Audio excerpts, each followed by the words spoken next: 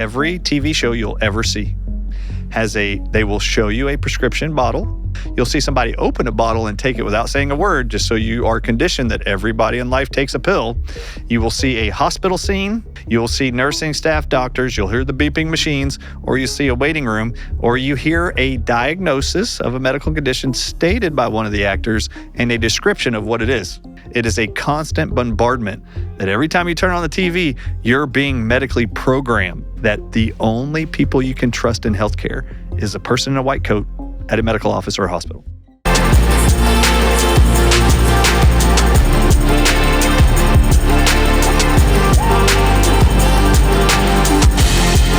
We're back, part 2 with Dr. Ardis. Lucky me.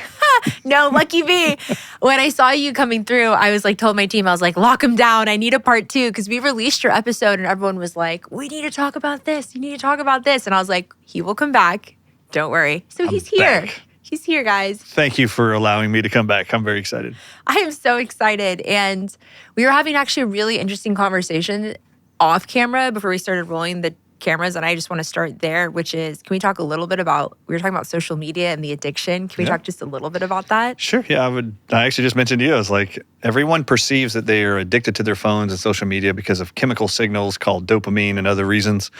That's what they want you to think is being triggered. The truth is, everyone at home should watch a documentary called Social Dilemma. I made all my teenagers watch it, and all of them are just blown away that what you don't know is these are learning machine algorithms that are literally watching what your eyes look at, how they actually track how much time you spend looking at a picture, and it's analyzing all that. And then it filters and sends you everything they know you're interested in that grabs your attention as you're scanning the posts.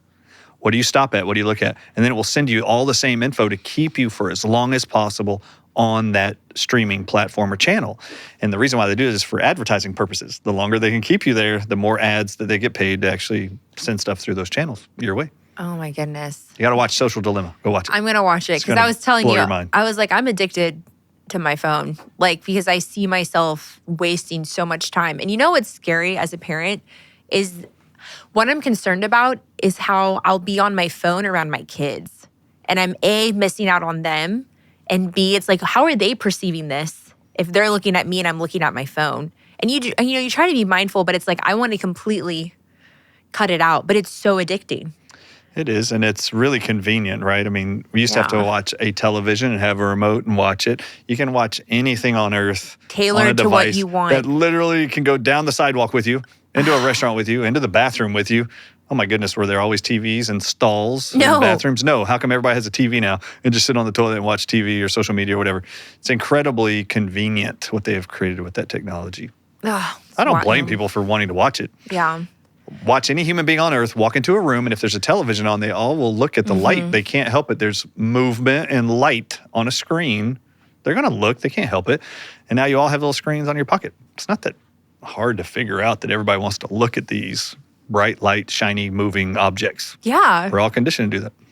Okay, I have a question to ask you, and you can tell me if this is accurate or not accurate, okay? Or this is like a thought that I've had.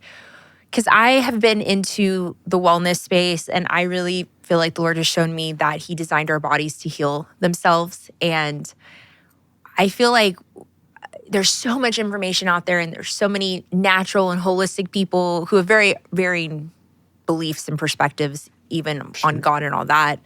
And so it can be a lot. But what I've kind of come to find is that the closer we can get back to the design that God had for us on this earth, the healthier we'll be. Is that an accurate thought? Absolutely, 100%. Really? So for me, I'm constantly trying to remind people, go back to the basics of human health. And what are those basics? It's really simple. Health is not complex. But man, has the medical industrial complex made it appear for most people who have an illness or a symptom that your problems are mysterious, super complex, rare, you're one of a few, and we don't even know what's causing it, so let's just manage your symptoms with drugs, and these are your only options. And it must be genetic. That's always the blanket sweep. When the reality really is, every illness, every symptom, every disease is caused by a mineral and vitamin deficiency. meaning you're nutritional deficient. Well, the truth is, if you just put those nutritional requirements back into the body knows how to use them. You just got to put them back in. Once you put those back into the body's disease processes and symptoms reverse. But then the next question is well, what's causing the nutritional deficiencies? Well, number one, if you're not putting in nutrients into your body and you're eating processed foods instead of whole foods, like instead of eating the apple, the tomato, the broccoli, the cauliflower, if you're not going to eat that stuff, you're going to have to supplement what's in those foods into your diet. That's the purpose of a supplement. And if you're not going to do that, either one of those, you are going to become more and more mineral and vitamin deficient the rest of your life, and every one of the symptoms you've ever experienced are solely caused by mineral and vitamin deficiency. What are the most common things that lead to mineral and vitamin deficiencies? This is the next question. Well, the first thing is obvious. You're not eating the nutrients, so therefore you're not getting them. It's like becoming dehydrated. How do you become dehydrated? You didn't drink enough water. Mm-hmm. Okay, great. How do you reverse that? You put water back in. Okay, well, if you have symptoms and illness, you are mineral and vitamin deficient. You got to put it back in. But if you are putting minerals and vitamins into your body and you still don't feel well, what possibly could be causing you to be mineral and vitamin deficient? And this is true for everybody. There are 8 things I look for with every patient that came into my office, and all I was looking for are any of these 8 things creating a vitamin and mineral deficiency inside of this person to lead to lupus, fibromyalgia, diabetes, migraine headaches, whatever it is, the scenario. So this is really key. You got to get back to the basics. The basics are on the periodic table of elements. You got sodium, hydrogen, oxygen, nitrogen, salt, calcium, magnesium, zinc. These are all the basics. They're all found in food. If you're not going to eat the food, you better supplement those individual elements. So what causes us to deplete those? Number one, foods you put in your body make you deplete vitamins and minerals. Did you know that the number one cause of heart disease is a B vitamin deficiency in the heart? And do you know that refined sugar, every time you put it in your mouth, Pop-Tart, ice cream, yogurt, donut, did you know it literally depletes B vitamins from the heart to be able to process the sugar? So then you become B vitamin deficient and your heart starts to enlarge and then you're diagnosed with congestive heart failure. No, you actually are B vitamin deficiency and you're toxic with sugar. So foods can cause mineral and vitamin deficiencies. That's just an example. The number one most problematic food is sugars. Number 2 is sodas. So if you want to get back to the basics, return to drinking water and stop drinking sodas. All of life requires water, rain, water, all of it, even you. But all of us have been sold a bill of goods that you should be drinking Dr. Pepper. It's got 23 amazing flavors. Okay, good. Well, all those sodas have sugars, chemicals that are toxic to you. Go back to water and you're going to see your whole life transform. I'm not even joking. You'll watch the whole thing transform. In fact, I guarantee you, tons and tons and tons of millions of pounds would be lost overnight within 1 month if the whole American country stopped drinking soda as a whole. I mean, literally, you reverse type 2 diabetes and 80% of all people within 1 year if you just stop drinking sodas and sports drinks and everything else. Just stop it. All right, so foods can create mineral and vitamin deficiencies. The second thing is heavy metal poisonings. Let's name them. Mercury in silver fillings, aluminum, that's in all your canned goods and in vaccines and other things. Deodorant too. Deodorants. These cadmium, barium, strontium, lead, all of these create mineral and vitamin deficiencies in the human body. They're everywhere. They're everywhere. They're like in all of our food. Right. So for some people, they accumulate these metals that create symptoms like Alzheimer's or Parkinson's or ADD, and you just got to detox them out of you. Yeah. And so heavy metals do it. So that's number 2. Foods will do it. Like I mentioned, sugar, sodas, ice cream, whatever. So those will create mineral and vitamin deficiencies. Number 2 is heavy metals. Number 3 is toxic chemicals. And oh my goodness, there are everywhere. Thousands of these. They're in your cosmetics, they're in your foods, they're in your air, they're in your water.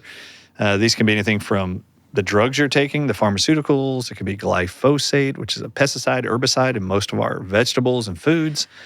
That's non-organic. So all of these things deplete vitamins and minerals. In fact, glyphosate by itself has 4 actions on the minerals every cell in your body needs. It depletes your cells of zinc, which you learned what happens during COVID with that. Glyphosate removes zinc. It removes copper. You can't even make cellular energy called ATP without copper. Yeah. This chemical in all of our foods, 90% of all farmlands in America, destroys copper. the one element we need to make energy in all of our cells. Have you heard of chronic fatigue? The epidemic of chronic fatigue syndrome around the country? This is a depletion of copper. Okay, you got to put copper back in. Just saying. These are chemicals that remove minerals that are essential, nutrients. So those are just examples. So that's 3. Maybe foods can deplete them. Chemicals can deplete them. Heavy metals can deplete them. Infections can deplete them. So let's talk about iron. Iron is a nutrient required by all your cells to deliver oxygen with your red blood cells. Parasites are a type of infection. They eat red blood cells. So they eat the red blood cells that have iron in them. So then guess what happens to you? You're going to be diagnosed by your medical doctor as anemic. And they're going to know it because you're tired and your iron levels are low. Well, did you know parasites eat iron as a fuel source? So these are examples of nutrient deficiencies created by infections. Bacteria do it, funguses do it, viruses do it. So that can be a thing that's 4. And then you've got emotional stress is number 5. Oy, that's the relatable. Cortisol. Right. Stress. Cortisol is a hormone that reacts whenever you're under stress and anxiety. Do you know that the heart and every cell in the human body dumps all of its B vitamins as its fuel source into the bloodstream as a reaction to cortisol? I already mentioned earlier, you need B vitamins for the heart health. Yeah. So as you deplete those, you're going to become tired. Your heart's going to work harder. You're going to develop atrial fibrillations, palpitations, chest pain as a result of depleted mineral loads and nutrient loads due to just stress by itself. Okay, so that's 5. Number 6 is actually misalignments in the spine. So that's a chiropractic issue. And every patient who came in with any autoimmune disease cancer had their spine evaluated for, is this your problem? Causing your mineral vitamin deficiencies, leading to this disease outcome. Okay, and then number 7. Wait, I just say one thing really quick. I love chiropractors. I'm a big believer in chiropractic. There is not one of the strongest campaigns online is against chiropractors. Of course it is. And did you know they did a study asking people out of different people's professions which ones they didn't trust the most? And it was like pastor was one of the highest and then chiropractors. Yep. Why do you think that is? I really think one of the reasons why people turn away from chiropractic, there's 2 main reasons. Number 1, did you know that in the 50s, 60s, and 70s in our country, the United States, that the American Medical Association was having chiropractors thrown in prison and jails for practicing medicine without a license? And do you know that there was Dr. Wilkes, a chiropractor, who took the AMA to the Supreme Court and won? That's why chiropractors aren't jailed anymore, because he was able to show and prove that the American Medical Association was telling all the sheriffs, the police departments, to arrest these chiropractors who were practicing medicine without a license. And none of them were practicing medicine. Chiropractic was healing people without drugs, and that was a threat to the AMA. So that's number 1. That has been a long-standing issue. So instead of now them not able to jail you and blame you for practicing medicine without a license, and the legal system cannot hold you guilty of that anymore, now it is just a slandering campaign, a defaming campaign against the chiropractic profession as a whole. So that's number 1. And truly, I got to tell you this. Do you want to know why people look down on chiropractic? I'll give you an example, and why they look so highly at medicine. Rebecca, if you'll watch and pay attention to the mainstream media and their entertainment, it is 100% medical programming. In fact, every TV show you'll ever see they will show you a prescription bottle. Yeah. In the show, in the 30 minutes, 20-minute sitcom, you'll see a prescription bottle. You'll see somebody open a bottle and take it without saying a word, just so you are conditioned that everybody in life takes a pill. You will see a hospital scene with an actor in the hospital bed. You'll see nursing staff, doctors. You'll hear the beeping machines, or you see a waiting room, or you hear a diagnosis of a medical condition stated by one of the actors and a description of what it is. What it causes. And most of the time it's cancer, Alzheimer's, all these other big name diseases. It is a constant bombardment where they want you seeing a hospital, seeing medications being taken by these people. They need you to see life is normal when you're all taking medicines. That's normal life. And the hospital is the only place you go. And the conditioning is you can trust these guys. Yep. Look, you're watching these amazing healing stories. All these actors go in the sitcom and then they come out. They're all being helped by the medical profession. Now, what has the entertainment world in Hollywood done to highlight chiropractic care? in Hollywood. All right. This is very important. Think of anything. Name one show where you've seen, I've never seen a it. chiropractic adjustment done on an actor live who was having a headache in the show, and that was the storyline. Never. Never. However, what have you seen about chiropractic ever? There was a show called 2.5 Men, Yeah. I remember that show. and they made sure they put a chiropractor in that show. And they made sure that that brother of Charlie Sheen, the main actor, was a chiropractor. Oh, I didn't know And that. how did they portray the chiropractor with his brother, Charlie Sheen, in the very Emmy Award-winning show, comedy, 2.5 Men? So Charlie Sheen is living in a mansion. I haven't even watched this show. Yeah, I've I never don't even seen either. a whole episode. Charlie Sheen makes jingles for the music industry and for commercials. And he makes millions of dollars making these jingles. He's the celebrity. He's got all these beautiful women always coming to him. He's Yeah. a single guy, blah, blah. And he's got a brother who's a loser and a nerd and lives in an apartment because he can't afford a house. He's also divorced, but he's a chiropractor. And the whole thing is making fun of this nerdy, unsuccessful, hasn't figured out even how to buy a house. He has an apartment, and they show you his apartment. He just rents, he's divorced, blah, blah, blah. The whole thing is making fun of chiropractics. It's the second-tier human to even Charlie Sheen, who just makes jingles, and he's a millionaire and has the mansion and the beach house and blah, blah.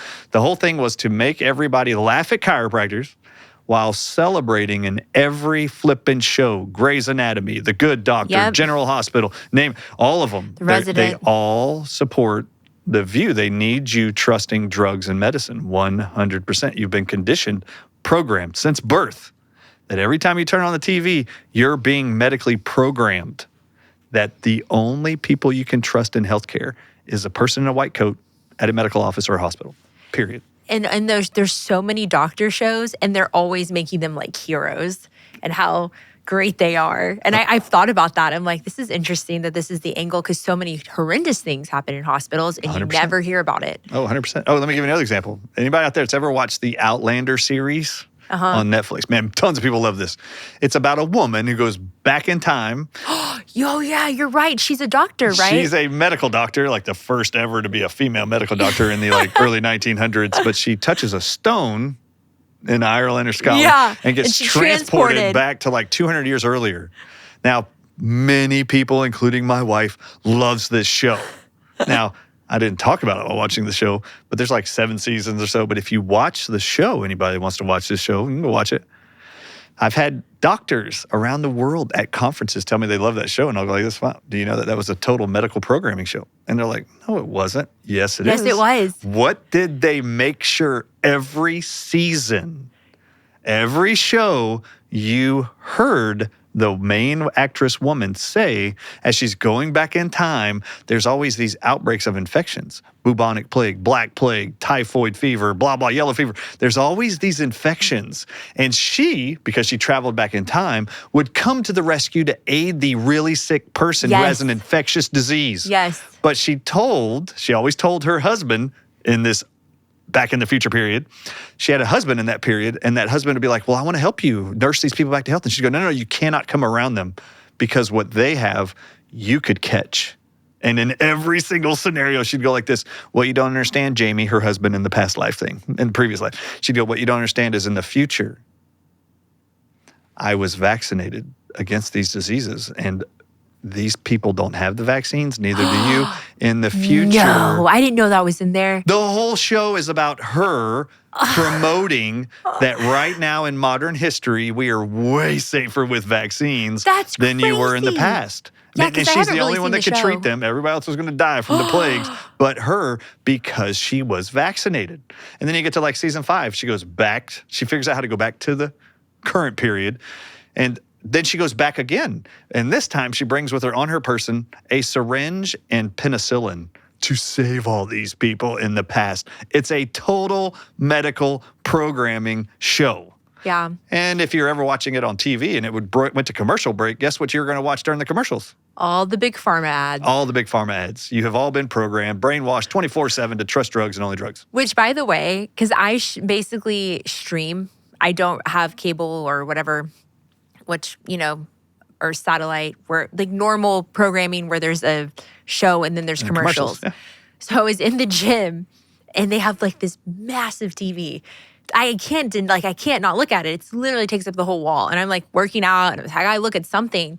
And so it's daytime television. Like it's The View. I never watch the news. I don't ever watch daytime television. And I was shocked that pretty much every ad was a big pharma ad. And I go, oh my, for every kind of ailment. And I just remember thinking, if this isn't motivation for me to work out, because I do not trust that. But it's just like, if you watch any kind of normal daytime, you are inundated with it. It's crazy. They like own the airwaves. Can I tell you what's even more disgusting and apparent to me over the last like 10 years? Yeah, what? Is how the pharmaceutical industry has injected itself for the audiences worldwide to see their products now in sports, all professional sports. Did you watch the Olympics last summer? No. Every commercial break, which the Olympics is like the biggest thing watched worldwide, right? Yeah. All countries come together, turn around and watch it. Every single commercial break during the Olympics, they actually told you at the end of the commercial, every time, they would show you an athlete that was in the Olympics, what medical condition they had and what drugs they were taking to cure them of those things. Are you serious? And they would say, I'll literally tell you, the Olympics were brought to you by Eli Lilly, the pharmaceutical company that makes insulin. Every commercial break for the Olympics had Eli Lilly with the Olympic sign in every single one of them. The entire Olympics were brought to you by Big Pharma. That's crazy. Now, if you watched the World Series last year, you'll see the 7th inning stretch where you usually sing a song that everybody knows. They actually took a break in the World Series, 7th inning stretch, to have the entire stadium hold up a picture of the face of a loved one, including the people in the dugouts, all the players, all the coaches, all the physical trainers, everyone in the dugout, in the bullpen. Everybody came out and held a picture brought to you by Big Pharma. No. Show the world how you in the audience in the stadium have been affected and players have been affected by cancer. So you had to hold up a picture of someone in your life who was affected by cancer. And the whole thing was donate to the American Cancer Society for cancer research. So, and then you look at the NFL, what's October? October, all these big macho men are wearing pink. Yep, breast cancer. And being forced to wear pink for the Susan G. Komen Foundation, which is actually owned by Pfizer, to promote donations to Pfizer through the Susan G. Komen Foundation, which was actually started by a lady named Susan G. Komen, which was later bought by Pfizer because they can drive so much money. They figured out if they just keep marketing and get 8 players, the NFL and everybody to promote Big Pharma. You are literally programmed in sports, commercials, radio, tabloids, 24/7 to only trust drugs and vaccines. And that I find it disgusting and evil. It is. The whole pharmaceutical industry is trying to convince you that what God created here and in nature isn't good enough. You need man's science to make you healthy and keep you healthy. No, you don't. No. That is them selling you something. It's called marketing. And the spirit behind that is the pharmakia. And the pharmakia, what is the definition of the word pharmakia? You'll read it in Revelations 18:23. Pharmakia in Greek, in its original form, literally translates to witchcraft and sorcery. The word pharmakia is the modern English word you hear now as pharmacy and pharmaceuticals. The thing that bothers me about the cancer thing is so many people have lost loved ones to cancer, and so many people, they tug on people's heartstrings, which is a real thing and a good thing, that people love their loved ones and, and they manipulate that for their own agenda and they raise all that money. And what I wonder is, what are they actually doing with that money? Can I tell you something disgusting? Yeah. 1929 or 1939, one of the two. The American Cancer Society was founded. And if you go look up their mission statement that they created, why they created this nonprofit organization, American Cancer Society, it was solely to receive donations. That's their mission statement, to receive donations, to fund research, to cure and eradicate cancer from the earth. Okay, that was 1929 or 1939. I did a presentation 2 years ago in California at a large event with 5,000 people in the audience, with medical professionals too. And I said, I want to show you guys something. The American Cancer Society, on their website right now, and I showed their website, it says, we do not know what causes cancer and no cancer is curable. That's what they say. Now, I need to tell you this. The American Cancer Society said 1929 or 1939, we are creating this foundation to receive donations to fund research to cure and eliminate cancer. Yeah. I'm going to tell you something that was really disgusting. I put up on the screen, for the years of COVID only, 2020, 2021, 2022, 2023, 2024. I put those up on the screen. Their tax return revenue reporting to the government of the United States for 5031C, 5013C tax reporting to the government. Yeah.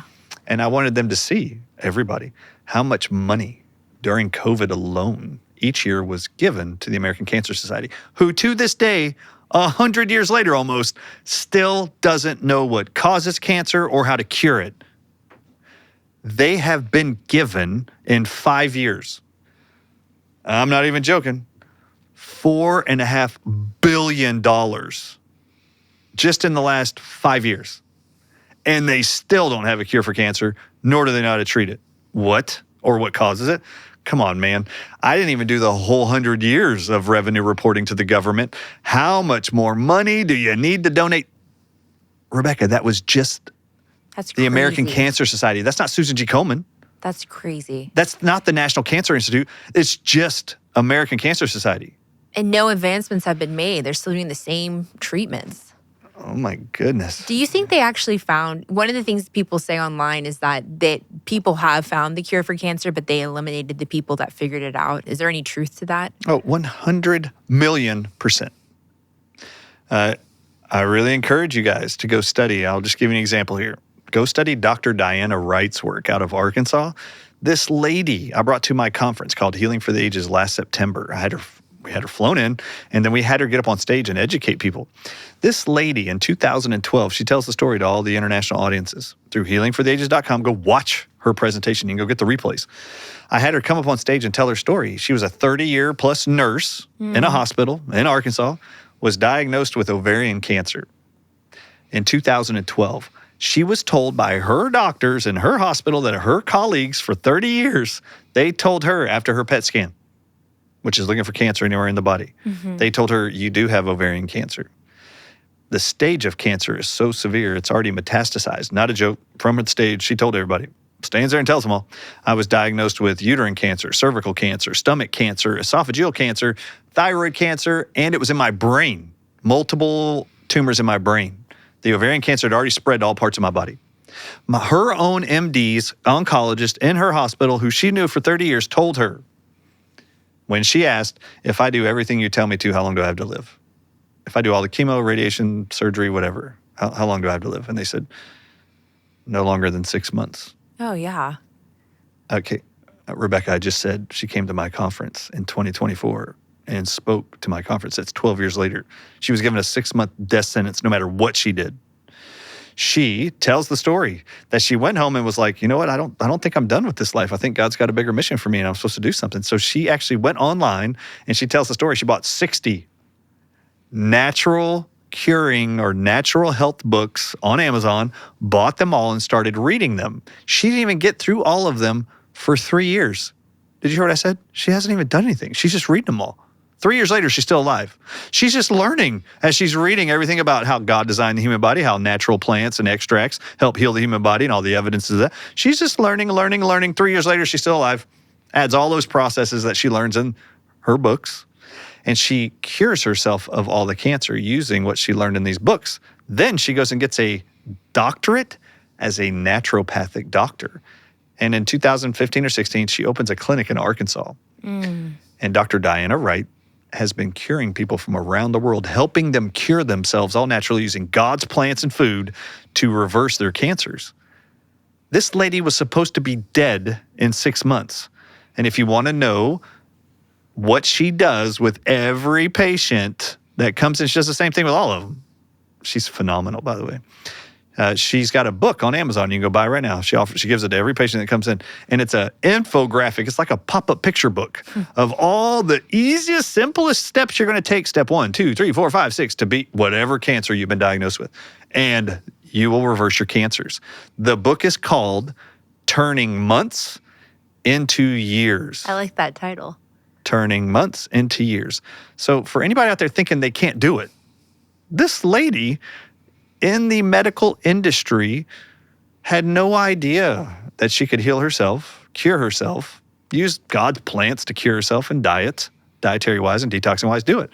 Now she's outlined for everybody how to do it. Now she's gone around the country and already has 5 clinics already ready to go using all of her principles to cure people around this country from cancer. It's going to be amazing. Anyway, that's just an example, one, of people who can cure themselves without drugs, without chemo, without radiation, without surgery.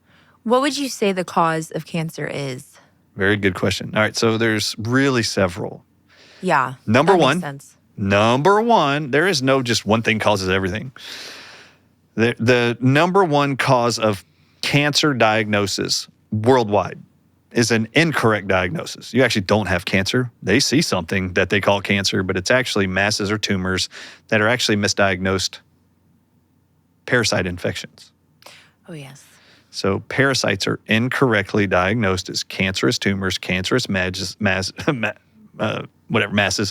what's interesting is the larva stages of the egg sacs of parasites, the eggs of those parasites, those are the various stage 1, 2, 3, 4 of cancers they're telling you. You're stage 1, you're stage 2. No, those are actually the parasite larva stages and adult stages. Doctors don't, because they weren't educated on parasites, Right. They're not able to identify it. Every medical doctor in America goes through med school, and every med school tells them, literally, and makes them test on a Scantron, true or false, parasites exist in America. False. They learn in textbooks in medical school that parasites do not exist in America. That's crazy. That's all they know for 4 years. I know you're telling the truth, though, because I had a really good doctor, but she was an MD. She did natural medicine as well, but she tested me for parasites, and she goes, "Oh, you got this when you went to India." There was no like, "Oh, you got this in America." Now remember, they're going to tell you got it somewhere else. Yeah. They're always going to blame it on somewhere else. Yeah. And I just want to remind everybody at home and every medical doctor watching this, or whoever's married to a medical doctor who goes, don't listen to this chiropractor. You don't know what he's talking about. Oh, really? Really? How many dogs and cats have you ever owned in your whole life or had family members who owned one? And how many of those have been taken to a vet ever and ever checked for worms, heartworms specifically, and then treated for those heartworms? Where was your dog or cat born? Was it born in America? And if it never left this country, where did it get the parasites from? They don't exist in this country. And how come every pet has them? And how come every person who is actually a trained parasitologist states that 100% of all pet owners have parasites and 90% of all Americans have parasites when they test them? How is there... Oh, and then let's go to the CDC's website. So you got your medical doctors who would tell you parasites do not exist in America. And yes, they all say that, unless they've been awoken to the truth recently. They all say it in unison. They just chirp what they learned and memorized in med school. If you go to the CDC's website, which is an American federal government-funded agency, the Centers for Disease Control in Atlanta, Georgia, go to cdc.gov. In their search engine tab, type the word parasite and hit enter. The first of many articles is about parasites. Click that link, and you're going to read and see pictures. The very first thing they show you is that many Americans, 90 million to be exact, the CDC says, a third of Americans all have parasites. Yeah. That's what the CDC says. Hold up. How come every medical doctor in America is told they don't exist in America, but the CDC in America, who represents all Americans with their illnesses, they know a third of Americans have parasites? And the very first picture they show and summary of where people get parasites in America, they show a picture of a dog and a cat, and they talk about how pets transfer their heartworms to humans. Ugh. That all your dogs and cats are being treated for. They then go on to tell you that which parasites specifically are found in our food supply. Yeah. And then they tell you the most, they get down to water. Yeah. So your drinking water, your tap water, your bath water, shower water, pools, rivers, streams, oceans. They tell you your drinking water is the number one place Americans get protozoa-type parasites in their body to lead to chronic illness and disease. So, Rebecca, I'd like to ask you, where's the great disconnect between the CDC knowing a third of Americans have parasites causing chronic illnesses and cancers? How come the medical profession is told throughout every medical school in America and Canada that parasites do not exist in North America? Why? I know why. Why? Just because you told me. Yeah, why? How could that possibly be? Because they changed the education for doctors. Yep, they did in 1910. And so the Carnegie Foundation, the Rockefeller Trust Fund, funded a guy named Abraham Flexner to rewrite all the curriculum for all medical schools in Canada and America, which set the medical standard for all the rest of the world now. They all watch America and what the CDC and FDA does. So if we could rewrite all the curriculum and science knowledge and medical knowledge and health knowledge the way we want it to be read, that's what they created with the 1910 called Flexner Report, Flexner in 1910. And what was written was a summary. He summarized, Abraham Flexner did. He summarized all of what every medical school in America was teaching. The majority of all things that were being taught was herbal remedies, homeopathic remedies, dietary remedies, food, minerals, vitamins, you name it. Number one first action, eliminate all natural medicine from the curriculum in medical schools. Get rid of homeopathy. Get rid of herbal remedies. Get rid of vitamin and mineral education. Don't even talk about that. We're going to replace all of that with pharmaceutical drugs. Yep. That Rockefeller and his oil industry, they were using chemists to identify drugs and manufacture drugs from big oil to sell you as pharmaceuticals in favor for profit and greed over God's natural medicine that many of those schools had in their curriculum up until 1910. Yeah. So if you were born after 1910 and you went to med school since 1910, you've been lied to. And you've had a lot of health information withheld from you. Yeah. But they sure did feed you a great ego for 4 years and stroke your back, stroke your head, pulled your hair back and said, you are an amazing godlike figure when you put this white coat on.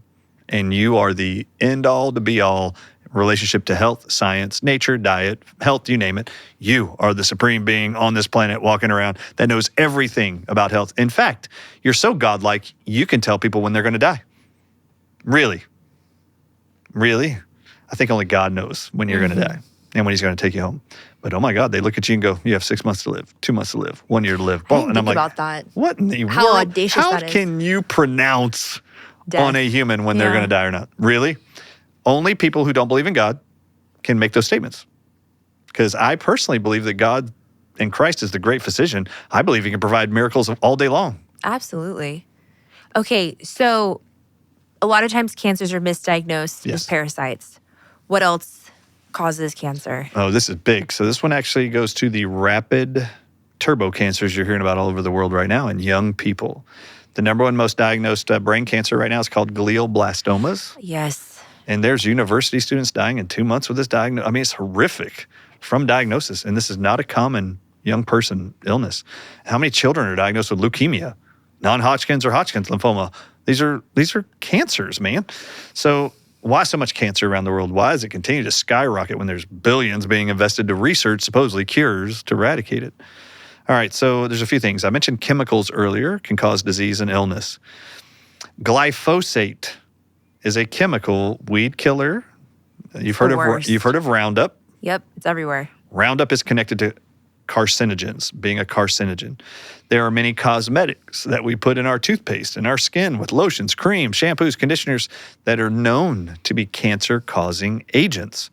There's also BPAs in your plastic water bottles when you drink it. Bisphenol A is what it's called. It is a known human carcinogen. And if you leave that bottle in a car or in a truck that gets warmer than 86 degrees, the plastic chemical called BPA gets in your water. You're all drinking it. It is a known carcinogen. You know what else I learned recently too? Did you know that bisphenol A, BPA, in your plastic water bottles is a known obesogen? And do you know what that word even means?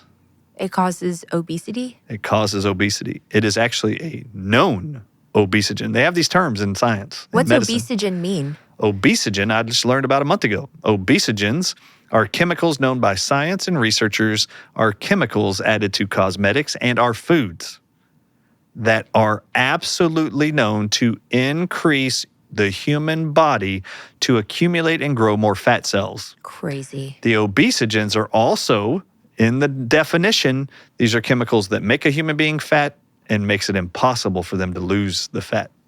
That's an obesogen. BPAs in plastic water bottles is one of those chemicals listed as a known obesogen. They also have another category of chemicals called probable obesogens because there's enough research to suggest they do it too. But in the known category, Rebecca, the list has BPA in your plastic water bottles are known obesogens, and then it has glyphosate on the list of known obesogens. That's like in all of our food. It's in everything you eat. Like, I don't think people realize that it's like in everything. Rebecca, yeah. it actually says, I brought the documents here. They're here at Daystar right now. Obesogen, known obesogen, glyphosate, in all of our foods on the whole planet. It says glyphosate, its mechanism of action to cause obesity. It says it is known to cause generational obesity for up to 4 generations. So if you are consuming glyphosate in your Pop-Tarts, your ice cream, whatever you're eating that has glyphosate in it, or you're consuming it, your children for 3 more generations will be obese and cannot lose weight because of the genetic effects of glyphosate making you produce and store fat. Is there anything you can do to reverse it? Absolutely. There are known nutrients that bind to glyphosate and chelate them out of the body through your urine, sweat, and your pooping. That's the main ways your body's designed to detox by God. Poop it out, pee it out, sweat it out. Yeah. So sweating is important.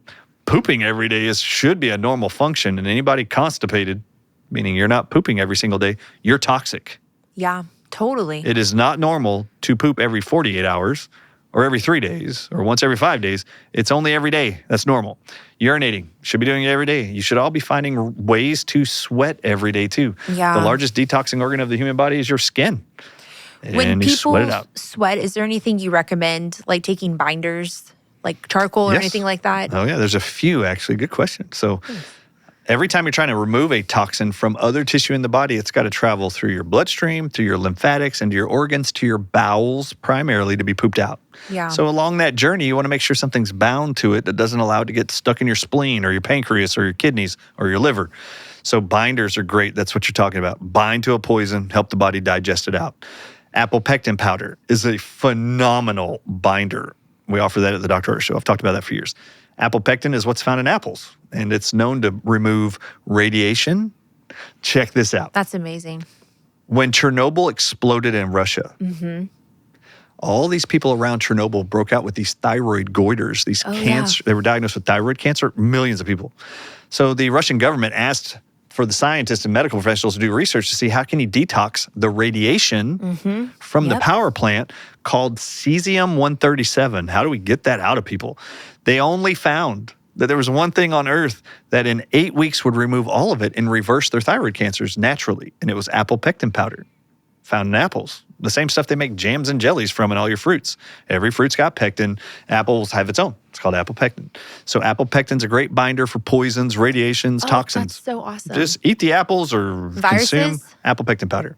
Does it help get rid of viruses or bacteria or It does, anything like that? Oh, absolutely. Apple pectin powder is amazing. So what we're talking about, heavy metals, chemicals, and poisons like glyphosate, and these chemicals known as obesogens. Bentonite clay, food grade oral bentonite clay is a phenomenal way to bind to and remove toxins. So is chlorella. So is cilantro is a natural binder. Question though, when you take a binder, you can't take it around the time you take a supplement, or doesn't it make the supplement not effective? There are some heavy metal binders like EDTA that if you take it and you took a mineral supplement with it, minerals or metals, metals. What are some minerals? Minerals and vitamins are not the same thing, but most people don't know this. Minerals are found in the dirt, gets drawn up in your plants through the roots of those plants. And minerals are things like calcium, magnesium, sodium, zinc. Those are metals. All of them are metal. Iodine, a metal. Literally, they're like chunks of metal in the dirt. Those metals, if you're taking a heavy metal binder like EDTA and you put that in your mouth, I want it going and grabbing aluminum in your bloodstream and in your brain and pulling that all out. If you put EDTA in your mouth and at the same time put a trace mineral supplement, copper, selenium, zinc, iodine, magnesium, these are all minerals and metals. I always tell people, I wouldn't want to take that at the same time you're swallowing a binder to go get other poisons out of your body. What if it just binds to your supplement? And then you just poop it out? I'm like, no. I always tell people, if you're going to do a binder, do it 2 hours away from when you take your mineral supplements, which are all metals. When do you take, if you're going to do a sauna, would you take the binder like right before, or would you take it like an hour before or after? Very good. So when you're sweating, I would recommend it's probably an hour before you got in there. You'd want to do it if you want to see the benefits there. Yeah. We have done some great research, actually. And I'll give credit to Dr. Henry Lee. He's done this with our Healing for the Ages group. On days of lots of chemical trails in the air, Yeah. not a joke, we'll have them take binders and then take sweat samples on the days when there's lots of chemtrails in the sky and then days where it's not. You should see the day we give him the binders with chemtrails, those days where he's doing sweat pad analysis, drawing out sweat of the body, there is 7 times more aluminum on the days with chemtrails that come out of his body than the days when the skies are clear and he does the same thing. You are being bombarded with aluminum poisoning, these white clouds in the sky that are straight lines. God does not make anything in nature that's a straight line, ever, ever, ever. So these straight line grids you see in the sky behind these planes, these are actually aluminum and strontium and barium metals that are toxic and heavy metals. They're spraying in the sky that they say they're doing for climate change reasons to try to cool the planet. But it's actually weather modifying technology that Who they're doing. sanctioned that? Our government? Our government, yep. It's actually a DARPA military operation. Like, why can't we vote against that? In fact, Lyndon B. Johnson was the first to give a commencement speech. You can go watch it at go to geoengineeringwatch.org and watch Lyndon B. Johnson as president do a commencement speech at a university in the 60s or 70s, 60s, I think. And he's standing there and he goes, we, the United States of America, now have the technology to control the weather. Yeah. And he says, the country that controls the weather controls the world. And he says we can create droughts wherever we want. We can create famines wherever we want. We can destroy our enemies by depriving them of rain, water. They can control the weather. And if you haven't researched this, I know it's a lot. This is a lot of information, but there's a technology organization called HAARP, HAARP. It's solely for weather modification.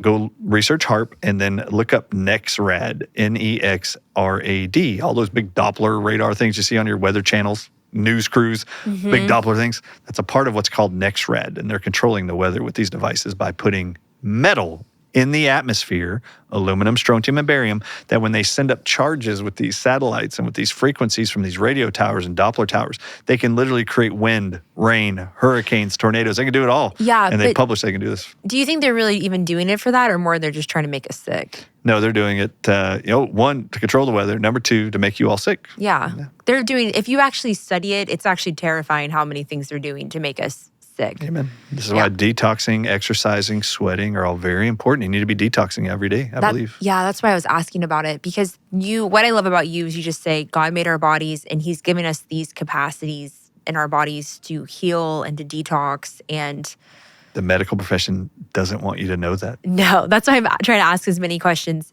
One of the things I've seen is there's been a huge rise in colon cancer, especially among young people. What do you think is causing that? There is a technology being used and added to our food, drugs, vaccines, and our cosmetics. These 3 main industries: cosmetics, drugs, which includes vaccines, and agriculture. And I'm really sorry, the National Cancer Institute started funding this research in 1956, and I showed in my book, Moving Beyond COVID-19 Lies.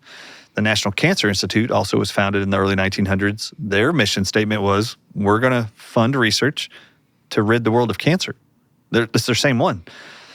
And I have a hard time trying to rationalize why they started paying researchers in 1956 to figure out how fast they could create cancerous tumors in mammals using a very specific protein. And the protein is called snake venom phosphodiesterase. It's actually a blood clotting venom protein from snakes. And just so y'all know, it was also in all the COVID-19 mRNA vaccines. And it's in the research studies by name. 3 English words: snake venom phosphodiesterase is used in the COVID shots to what they state cleave RNA or DNA. And we all heard these were gene-altering, DNA-affecting shots. What they were using was venoms of snakes that actually are known to damage the DNA. This is how it kills your prey, the prey that it's attacking, venomous creatures. So in 1956 and 1961, the National Cancer Institute funded research to find out if we introduce venom in a small amount to birds and humans or mammals, will it create cancers to form rapidly? And I show you in my book, It was so effective at triggering immediately, within 72 hours, it could create a tumor in any part of the body with venom. And they called the fast-growing brain tumors, glioblastomas? They called glioblastomas. They called it in 1956. This is an invisible factor, an invisible side effect of venom called nerve growth factor.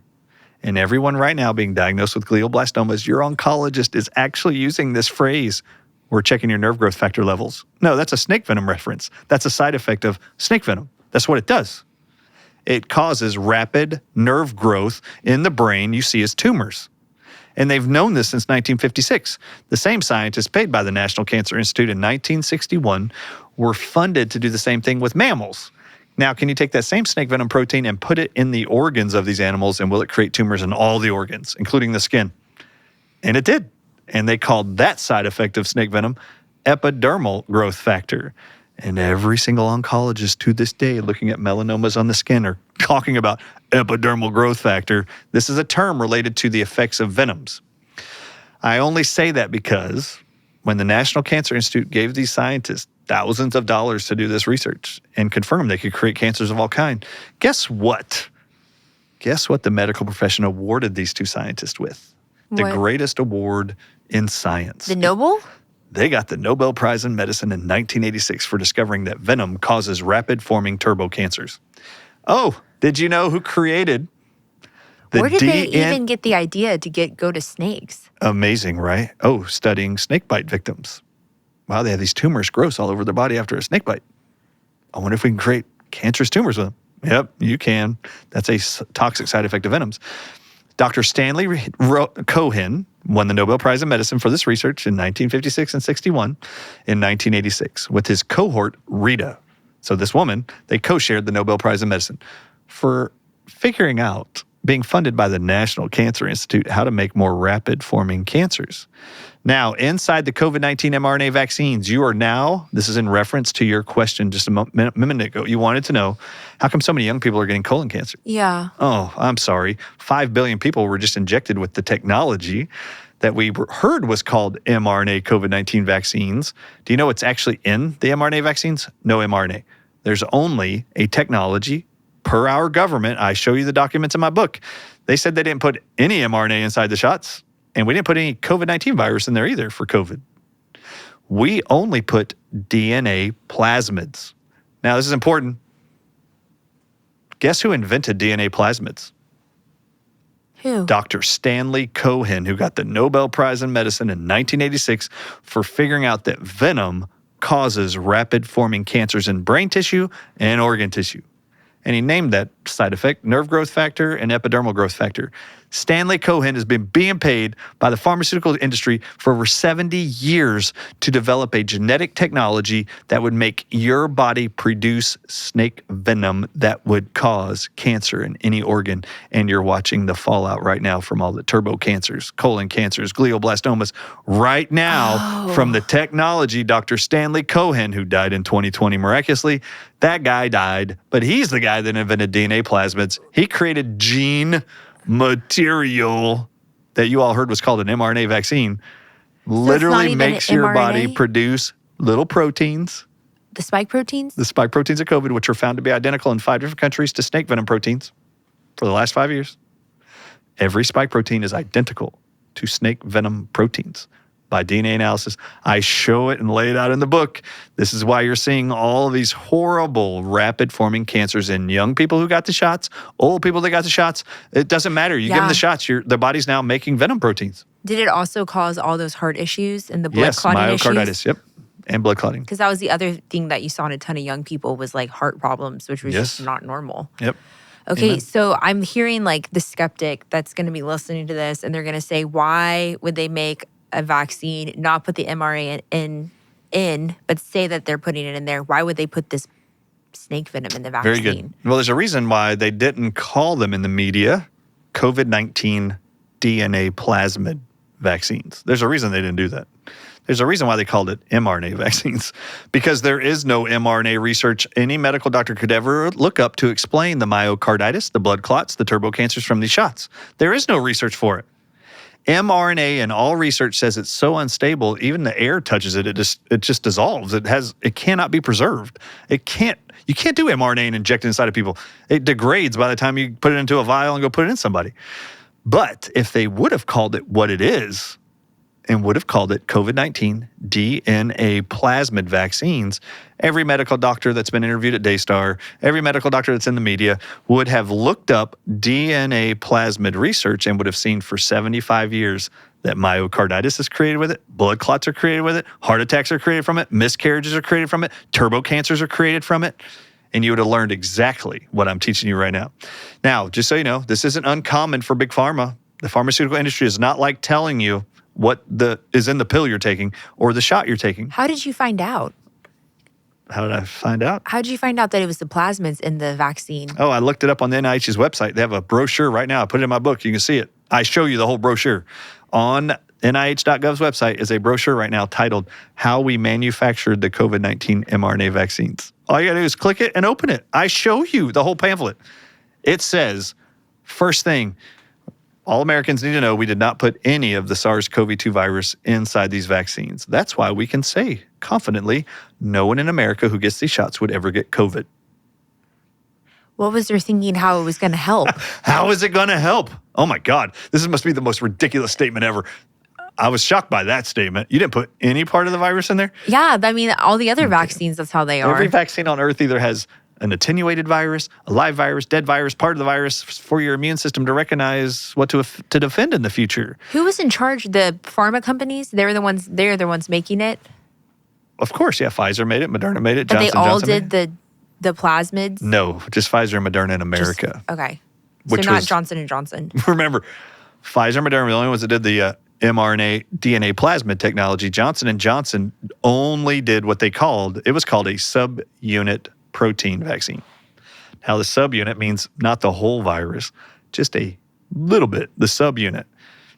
The Johnson & Johnson vaccine had just spike proteins of COVID in it, which were all identified to be Venom proteins. So they just injected you with billions of spike proteins. The Pfizer and Moderna one, both of them were the same technology called DNA plasmids, and those make the human body produce forevermore these deadly toxic proteins. So how does what do they do? So you read my book, Moving Beyond the COVID-19 Lies, because I show you it all. And anybody out there is a skeptic going, don't listen to this guy. Okay, well, I guess you don't want to look at research and you don't trust DNA evidence. Is there hope, though? Oh, yeah, 100%. In fact, the subtitle of my book is this, Restoring Health and Hope for Humanity. But how is there hope if your body's going to forever make the spike protein? Oh, this is what's cool. The reason why they called it the COVID-19 mRNA vaccine, you're a great interviewer. Oh, thanks. The reason why they called it COVID-19 mRNA vaccines is because you would never find any actual research on mRNA being used successfully in a vaccine campaign. Therefore, all these doctors that were worried about the blood clots, the miscarriages, they would never know what the solution might be for these. There is no research, okay? But if you went and looked up DNA plasmids, you would see what how the technology works. So I said they inject the DNA plasmids inside of you, and then your body starts making the spike proteins. That is actually what's happening. But I left something out that's in the book that all of you need to know. And this is very important. It applies to the vaccine injured and those who are worried about a term called shedding. Yeah, because I was worried about that. Everybody was worried about shedding. I was pregnant. Yeah. Yeah. So what were people afraid about with shedding? Let's tell the audiences what that term even means. There was like this concern that they were shedding and that it would get into you, basically. So a person would get the vaccine. Yeah. And then you would bleed. And then you who didn't get the vaccine were worried about what? That they were going to shed something on you. Yeah, right? they were going to shed on you. Good. So the worry was that the vaccinated had something injected inside of them that was now going to transfer to your breastfed baby, your sexual intercourse with a spouse person that maybe didn't get the shot. Maybe you're going to shed it on them. Or maybe it's just being around other people that were vaccinated. You might get sick from them. That was what shedding was. So I just want everybody to know that the shedding principle and the vaccine injuries with COVID, including all cancers, are answered with the DNA plasmids. That's why they didn't want you to know that's what it's called. And this isn't weird, Rebecca. The pharmaceutical industry does this all the time, and I haven't forgot your question. Ozempic and Wegovy are two drugs very popular right now.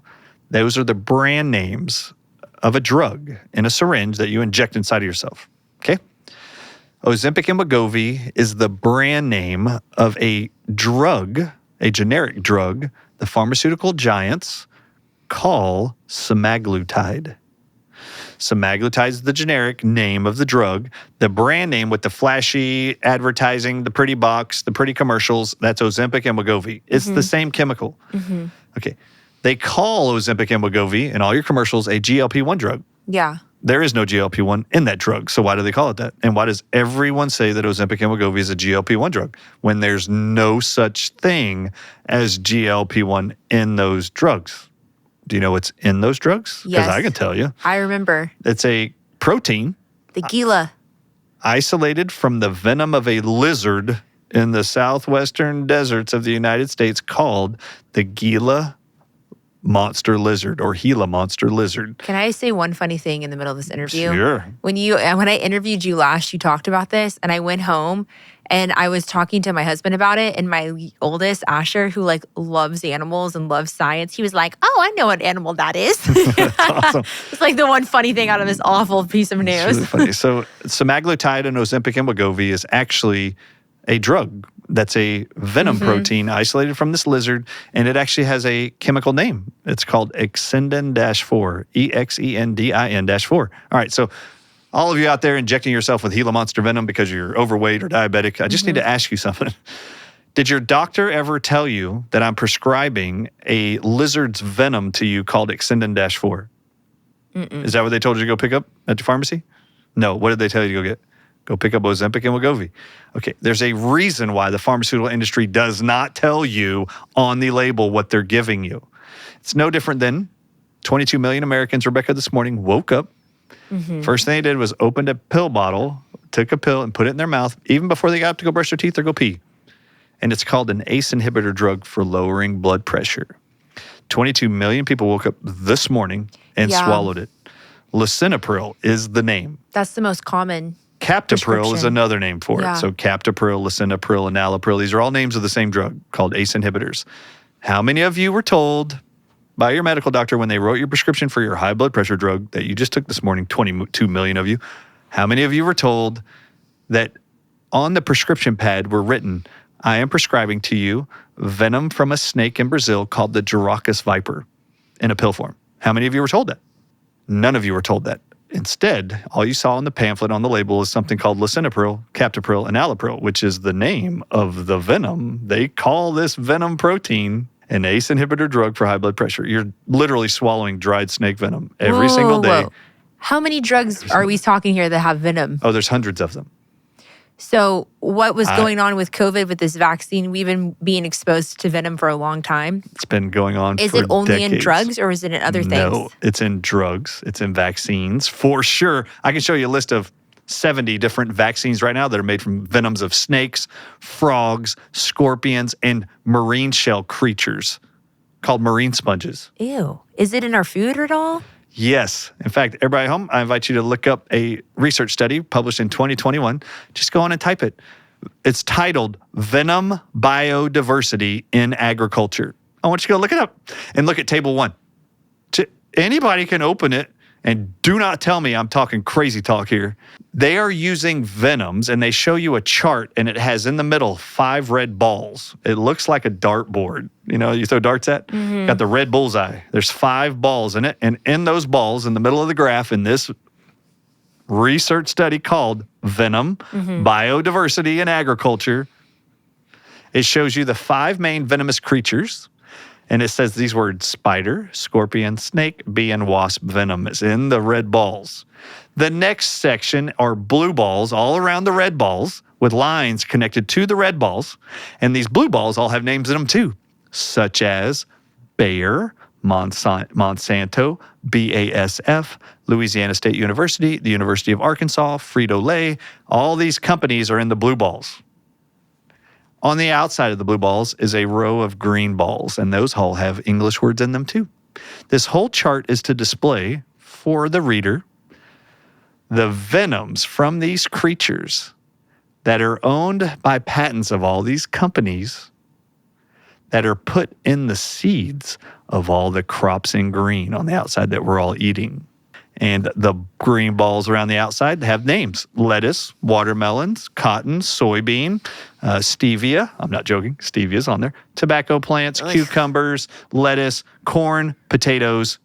Frito-Lay owns potatoes that are grown from seeds that have been genetically modified. Oh, gosh. I'm not joking. They actually put venom proteins in the DNA of the seed so that when the plant grows, they write about it in the article. We have been producing seeds for over 2 decades now for all of our crops. These crops are full of venom. Every cell of the plant has venom. And they tell you the venom's down all the roots of the plant, the stalk of the plant, the bark of the plant, into the leaves of the plant, into the fruit of the plant. And you know what they say is the reason for doing this? And not telling you until you watched Rebecca's podcast? Do you know what they say in the research study? No. I quote, all of human civilization and society and our environment is benefiting from creating genetically modified plants that make venom inside of them. And the reason why they say we're all benefiting from this, but not telling you they're doing this, I mean, if they were really doing this for our benefit, don't you think they would have told us? Don't you think it'd be in the news? Oh, yeah. They would science is doing something great for all of humanity. Yeah, they'd No. be parading it around. If they're not telling you, there's only one reason to withhold information from you.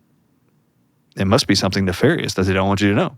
So they tell you that all the fruit, leaves, and plants of all the crops on this chart, that the plants now produce venom in every part of every cell of the plant that grows.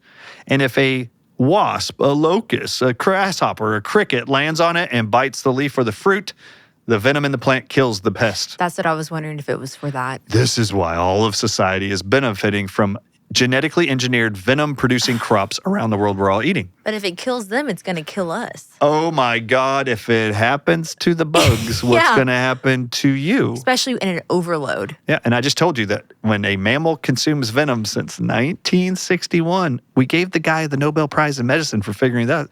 If you swallow lisinopril made from snake venom, if you inject COVID-19 vaccines that have snake venom phosphodiesterase in it, in every research study, listen, the people that just won the Nobel Prize in Medicine for creating the COVID-19 DNA plasmid vaccines, if you go in their research, I show you in my book, they say in every stage of development from 2009 to 2020 when they got released, they were being funded by the NIH to make these shots.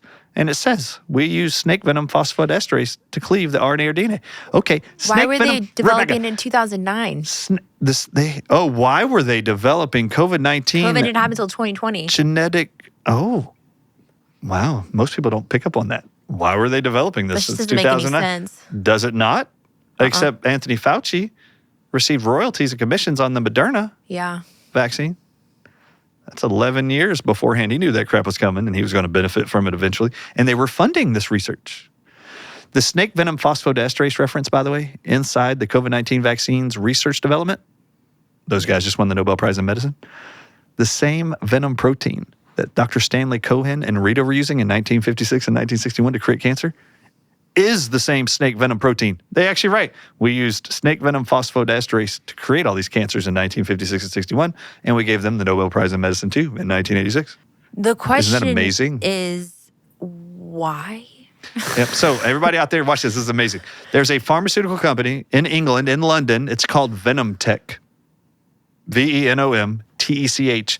I've done presentations about this galore. Do you think this is slightly demonic? Yes, absolutely. It's 100% diabolical and evil. Yeah. Satanic, I mean, the whole Luciferian. Yes. snake thing. All right, so Venom Tech, if you go on their website, venomtech.uk, just go there. It's an awful name. They show you and tell you on their homepage that they make venom proteins from snakes, scorpions, spiders, Gila monster lizards for the pharmaceutical industry, the cosmetic industry, and big agriculture. Cosmetic industry. Yeah. Oh, yeah. What do they use it for in cosmetics? Why would you need venom in cosmetics? Nicole Kidman is a very famous actress. She's the spokesperson for a new, healthier, supposedly line of shampoo and conditioner. Cosmetic line called Vegamour, VEGAMOUR. No, I know that. Just turn around the ingredient deck and take a picture and zoom in. You'll see the word spider venom, But whoa. wasp venom in your shampoo and conditioner. Y'all, I've used Vegamour. Okay, but why do they say cruelty-free and vegan if it has venom in it? They must not have done testing with the shampoo and conditioner on animals before they gave it to you. Do they get the venom from the animals, or do they create like a synthetic version? These are all synthetic versions. Yep. And but it has the same effect. I have to tell you, it's not just they have the same effect. They actually write this word.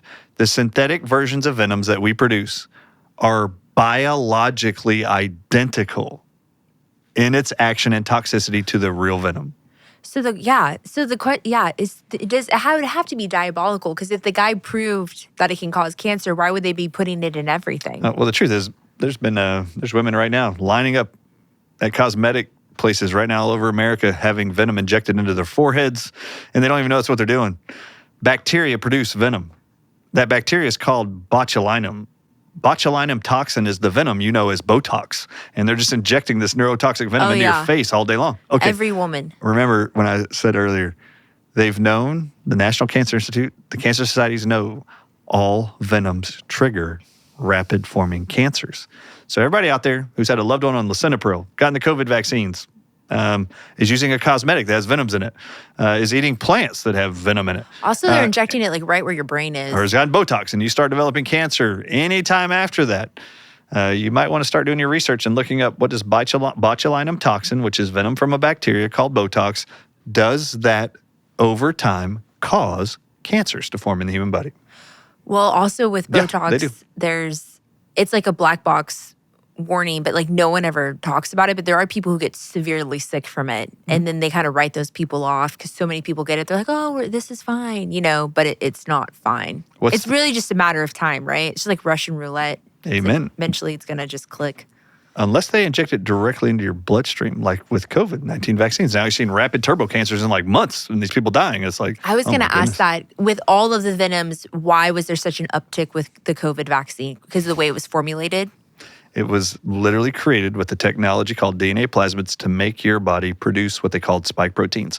Spike proteins was a cover, by the way, a red herring. We don't want you actually knowing what it is, what type of proteins these are. It's been confirmed in 5 different countries, Rebecca. I show you the research. I don't say anything without backing up with a peer-reviewed published research study. Carlo Brogna, research scientist, you do not know more than him. That guy has done more work in the last 5 years to save lives around the world than anybody else. That guy has analyzed every long COVID patient, every vaccinated patient, and he has discovered that every COVID patient, long COVID patient, every vaccinated patient has bacteria and yeast in their body producing a combined 36 different animal venoms, creating all of their suffering. Whether it's lupus, fibromyalgia, heart disease, cancers, there's 36 different venom proteins that we're all calling spike proteins that are being they're manufacturing in the body of the person venom proteins. Now, that's not weird. I just said Botox is venom produced by a bacteria.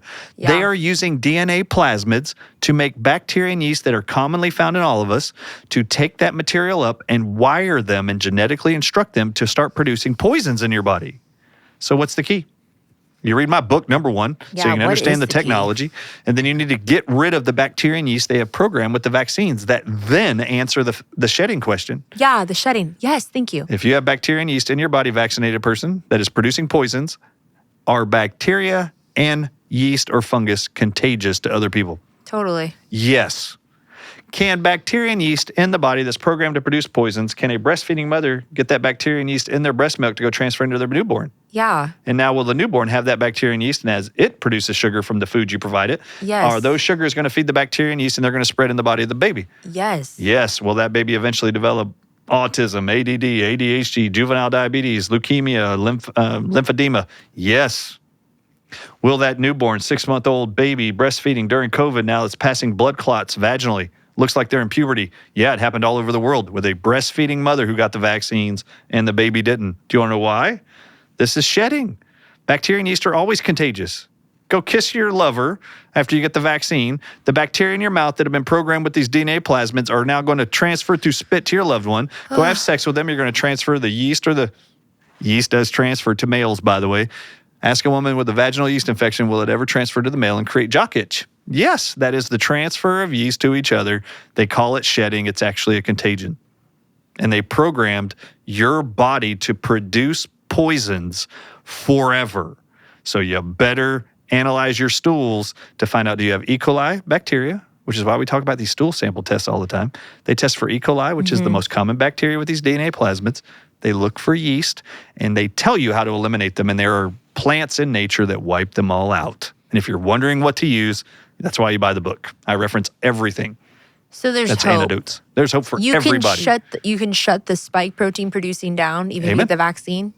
You talked about binders earlier. Yeah. If there are spike proteins that are venom proteins being secreted by bacteria, and I give you something to wipe out the bacteria, that's great. Now you're not making it anymore. But you still have venom in your body. What are you going to use to bind to that? Yeah. There are steps to all of this that make it much more easier, much more comfortable, and much more successful for people. I lay it out in the book. So really, the book is really applicable to everyone, whether you got vaccinated or not, because we're all being exposed to venom. Oh, the importance of this is, with the atrocity and fallout, I think, the negatives of the COVID-19 mRNA vaccines, as they called them. What did you just hear in the last 3 months about measles? He just said we're going to fast track a self-amplifying. Yeah, what was that? Listen, we are going to fast track, which is a different word, but the synonymous with Operation Warp Speed. Yeah, we're going to remember that. fast track an unproven self-amplifying mRNA for vaccines. That's what he just said. Okay, look, mRNA vaccines just had a horrible reaction in all people. Why are we promoting this again for a different virus called the measles? So just be ready. The information in the book is so important so you understand this technology, what they're using. I show you all the research and how it works. And they've been proving this for decades. We just didn't know it. They were doing it behind the scenes in labs, investing billions of dollars into this genetic therapy called DNA plasmid technology. And they've been awarding these people for years, and they're using snake venom and other venoms and calling them drugs and vaccines. And you had no idea. Do you think medical doctors have any concept of what's going on with that, or do they not because they're separate from the pharmaceutical industry? Medical doctors, unfortunately, after graduating, are only giving educational material from their pharmaceutical reps. So they're only being told what the drug companies want them to know and say about their drugs. They don't really know what's going on. So unless they're reading the research studies, and I will tell you, Rebecca, every medical doctor that's read my book says it was transformative for their understanding and practice how to help their patients. And then number two, they literally felt like they were lied to their entire life starting in med school. Like I just destroyed the whole narrative of viruses. I educate people on what viruses are. It's pretty amazing. Pretty amazing. And anybody out there who thinks they know what the definition of a virus is and you read it on the Mayo Clinic's website, Cleveland Clinic's website, go read what they write is the definition of a virus. It's venom, right? Yeah. Yeah, we talked about that. If you look at every Latin to English dictionary, which I own 30 of from 1771, printed books between then and now, the word virus is only a Latin word. And it has been forever. It's been 254 years since that book I bought, 1771. Every decade, every century, till now, and still today, it only has one definition, the same definition for 254 years now. The word virus means either a poison, comma, especially of snake's venom, or a venom. It's either a poison, especially from snake's venom, or venom. That's all it is. If you look at the word venom in the English to Latin dictionaries, because virus is not an English word, venom is an English word. If you look at venom, it only has one Latin definition that it translates to. Only one word in all books. Virus. Yeah. That's it. The word virus means venom. Venom means virus. Virus means venom. Venom means virus. But all of our medical doctors, just like the parasites don't exist in America, you've been lied to about what is known about viruses, unfortunately. They are poisons, especially poisons found in snakes' venoms. And they were basically released onto the public? Yep. And then all vaccines become very clear. If you get bit by a venomous creature and you go to the hospital, what do they give you? Antivenom? They give you a shot with antivenom in it. Mm-hmm. Now you start to understand what the entire vaccine agenda is. It's literally, we're going to spread venoms and poisons around the world, and we're going to offer you vaccines, a shot as an antivenom for the viruses. But what about all the viruses that existed before this technology was being used? Like influenza, the bubonic plague, all of that stuff. What would you say to that? Spanish flu? Yeah. Okay, so this is where you have to dive into Albert Calmette's work. Great question. So in the 1880s, Louis Pasteur had a guy named Albert Calmette. And he paid Albert Calmette to go to Saigon, travel all the way to Saigon in Southeast Asia. I want you to go there, and while you're there, I want you to develop a rabies virus and a smallpox virus vaccine. That's what he said. I want you to do that for rabid dogs and animals. And when he gets to Saigon, he's given, in this lab for 8 years, he's given 10 king cobra snakes to figure out how to make a vaccine from king cobra venom for rabies and smallpox vaccines. And I think since Albert Calmette went back to the Louis Pasteur's Institute in Paris between 1886, when he did this research and finalized it, and then 1905, there's a guy named Simon Flexner, who's the brother of Abraham Flexner. This guy, Albert Calmette, and this guy, Simon Flexner, are friends. Simon Flexner is the brother of Abraham Flexner, who 5 years later produces the Flexner Report that rewrites all medical curriculum. Albert Calmette, Simon Flexner, you see them publishing research together and talking about each other's work.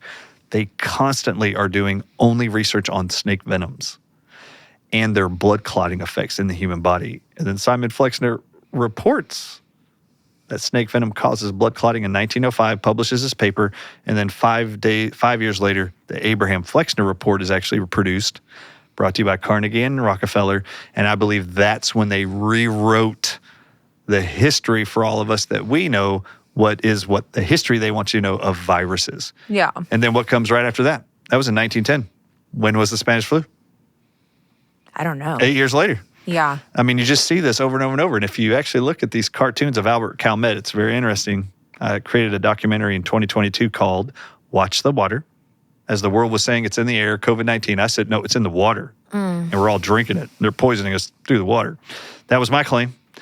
Lots of people hated it. But there's these pictures of Albert Calmette who've invented these cures for rabies, smallpox with this vaccine. And there's pictures of him stirring. This is not a joke. Albert Calmette sitting in a sewer. These drawings, and he's got 6 snakes around him that all have animated faces, and they're all laughing, and he's got a big wooden paddle, and he's mixing something in the water of citizens in Europe. He's mixing it, and it even says sewer water in Latin across it. He's mixing it, and all these snakes are laughing, and this is the same guy that brought us viruses and antivenom and vaccines. I actually believe that there was a much more nefarious attempt to poison entire cities, poison entire villages and societies in favor of selling and promoting the cures, which are going to be drugs, antibiotics, vaccines. So do you think it's not only to hurt us, but why to get us dependent on pharmaceutical drugs? Is there like a bigger play there beyond just making us sick, beyond just killing? I think it's also spiritual. Yeah, that was my question. Like there's like a bigger plan. Yeah, I think the biggest plan is being driven by Satan. Yeah. And I believe since the Garden of Eden, when Yeah, God he was said, a snake in the garden. That's what I when was God said, I'm going to place enmity between you and your seed, Satan, and the seed of the woman. You might be able to bruise their heel, but they'll be able to crush thy head. Remember all these phrases? Yep. Okay, this was, God stated, the seed of the serpent, the seed of Satan, I will not allow to mingle with the seed of man. Okay? Adam and Eve's offspring, us. Do you know the ultimate goal of pharmaceuticals, big tech, is what's called CRISPR technology? Yeah. Do you know The agenda of the Nephilim. Right. Do you know what CRISP and CRISPR stands for? So CRISPR is spelled CRSPR. Do you know what CRISPs are? And everybody at home, please jump on your computer and type in CRSP and hit enter. And you will see a Wikipedia page come up and open it. CRSP, which is CRISP, the acronym. It actually is an acronym for these 4 words. Cysteine-rich, secreted proteins. And if you read what that is, CRISPR technology is the claim that science and technology are going to figure out how to delete your genes you inherited from your parents or got from God. And if you have the breast cancer gene, we're going to be able to delete that and place in its place a different gene. Yeah. And those genes are called CRISPs.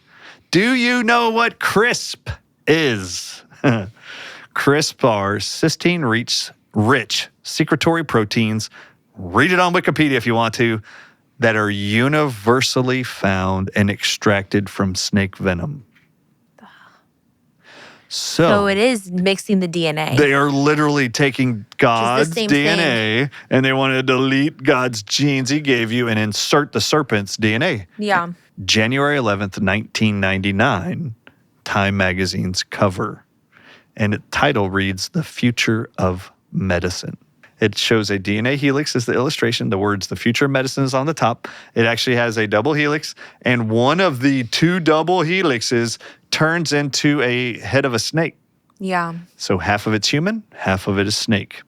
In the bottom right-hand corner of Time Magazine, 1999, it reads, how genetic engineering will change us in the next century.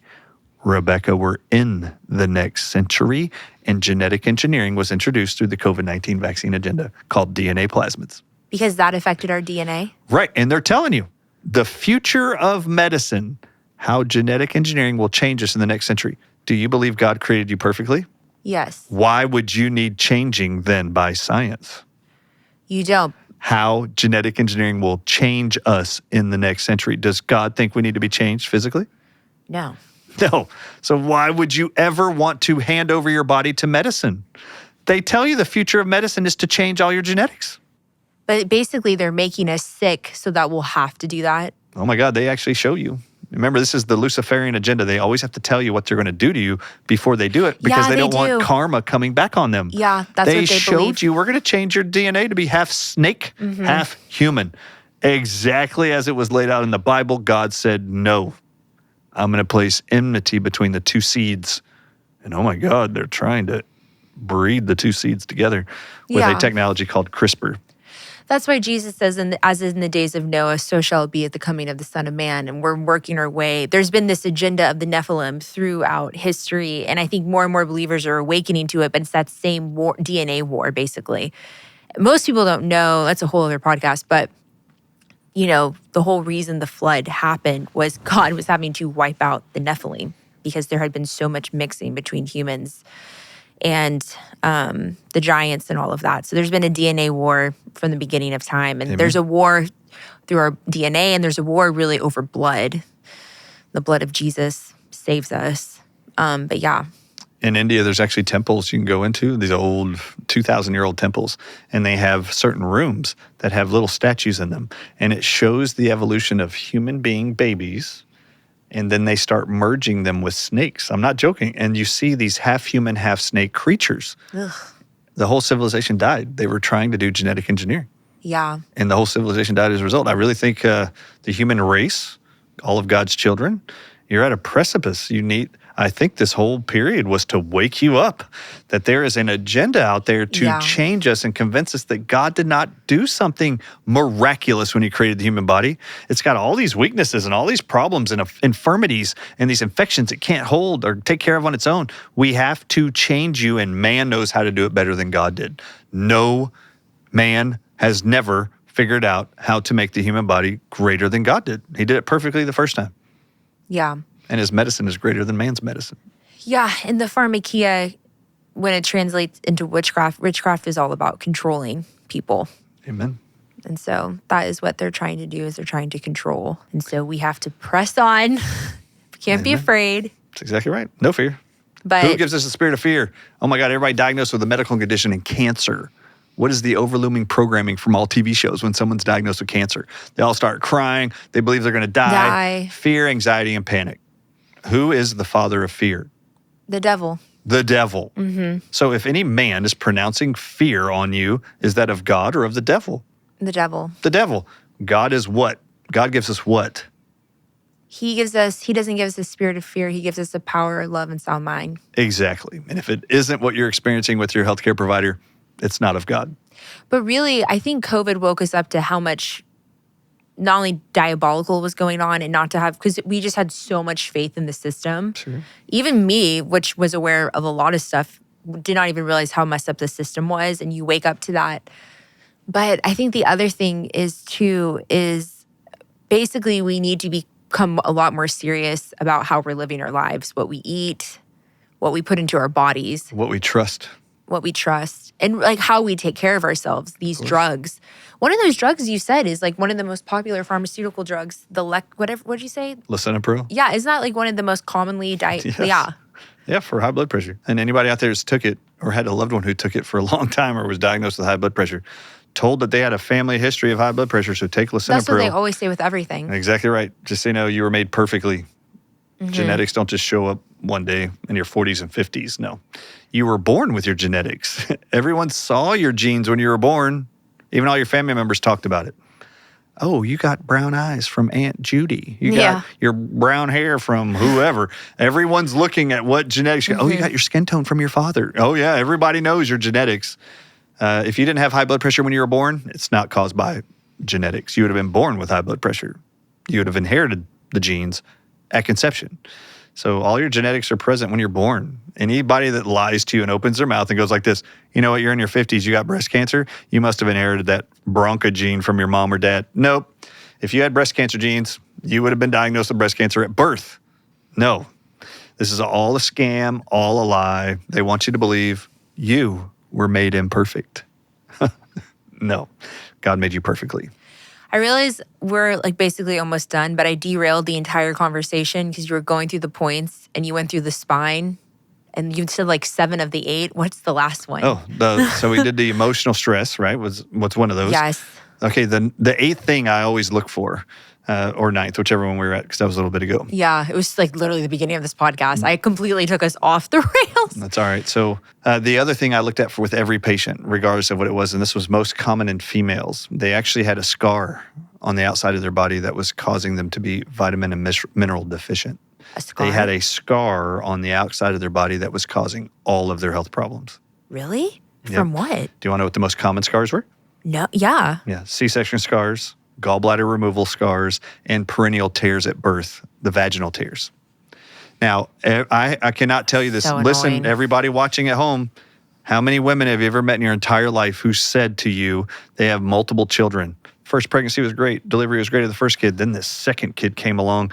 I can't manage my weight. I can't remember any names or numbers. I've lost my mind. I don't have any energy. I can't sleep anymore. My whole life's a wreck since that heathen was born, right? It's always one kid did this. And I just want everybody to reflect on something. The very first question I asked all of these women who typically had an underfunctioning thyroid at this point, they've been diagnosed with thyroid conditions, autoimmune diseases, you name it. If it's postpartum, within a 6 months or year, you notice there's a problem after giving birth to a child. It wasn't the child that took minerals and vitamins out of you that created this problem or created a hormone imbalance that your medical doctor is going to say is to blame for your problems. No. They haven't learned something in med school. The C-section scar or the vaginal tear giving birth is the whole problem. And I would ask the patients, so what was different about your birth of the kid that supposedly created the problems for you? What was the difference between that birth and delivery and the previous kids you had? And they would go, oh, I had vaginal birth, both of them. And I'd go, great. Or they'd go, I had a vaginal birth the first time, then I had a C-section the next time. Game over. I know what this is. You have a scar crossing the midline. And this scar discussion is all about acupuncture meridians. So I'm a certified acupuncturist, and I had to learn for decades that there's these currents of energy God designed the human body to carry energy to all your organs internally, but it travels within your skin. And when you cut across the skin, all your skin cells are all lined up like a yellow brick road, very smooth, parallel, all even. Scar tissue, when you look at it, doesn't even look like normal skin. You can tell it's different. No, it's different. All those skin cells that are lined up like this, like bricks, normal, where energy can flow through them easily. Scar tissue's like this. You have all these scar tissues like, and nothing can travel through it. The energy of these acupuncture meridians gets stuck in the scar tissue and cannot continue traveling to your thyroid, your heart, thyroid, which manages metabolism, to your brain. And for all women, you have an acupuncture point that starts at the piece of skin between your private and your anus. It's called conception vessel 1 is the name. That's where the energy starts, and it comes up the midline, crosses your reproductive organs, your digestive tract, your heart, your lungs, your thyroid, and it goes into the brain. The moment you tear giving birth vaginally and get a stitch there too, or you cut across the midline and you stitch that up, you now have scars that are actually blocking the energy flow of the acupuncture meridian up the midline. Rebecca, I cannot tell you how many women have been diagnosed with hypothyroidism, low energy, chronic fatigue, Epstein-Barr virus, whatever, dementia, all kinds of stuff, and a low metabolism. Your metabolism shot. No. All you got to do is take vitamin E oil from God. Wheat germ oil has the most. And all I did was tell these patients to massage the vitamin E oil from a plant called wheat germ. Just massage it in there for 5 minutes twice a day. Within 6 to 8 weeks, all of their brain comes back. They lose their weight. Their sleep patterns improve. Everything improves as you heal the scar tissue. That's amazing. But this is not what medical professionals are taught. No. And I cannot tell you how many amazing stories of women removing their autoimmune diseases just with a scar. All you do is put vitamin E on it and you just heal the skin. And what happens is the scar tissue eventually will actually disappear. All those cells will realign over time and then the flow of the energy goes right back to normal. And then you feel normal. It's amazing. Wow. That is amazing. So gallbladder scars, heart surgery scars, C-section scars, perineal tears where you give birth vaginally. I cannot tell you, my very first office manager for 5 years, 27 years, didn't get out of bed for 4 days every week for 27 years and had 3 children. Bedridden for 27 years. She comes in, and this is what we discovered from the exam. She'd been everywhere, but was diagnosed with fibromyalgia. And what we discovered was she actually tore giving birth vaginally. And I asked her from the exam, once I figured out it was a scar for my evaluation, I then asked her, what scars do you have? And she ran through them. And all I said was, well, you said you have children. How old's your oldest? And she goes, 28. And I said, wait, you were diagnosed 27 years ago with pain? Yeah. I said, how was that baby born? And she goes, vaginally. And I said, did you tear? And she goes, oh my God, I forgot about that. This is her exact words. My nurse said, I tore from a-hole to elbow. It was just a massive tear. What we discovered is in that tear, when they stitched it up, actually Candida, a fungus, got into the scar tissue and has been living there the whole time.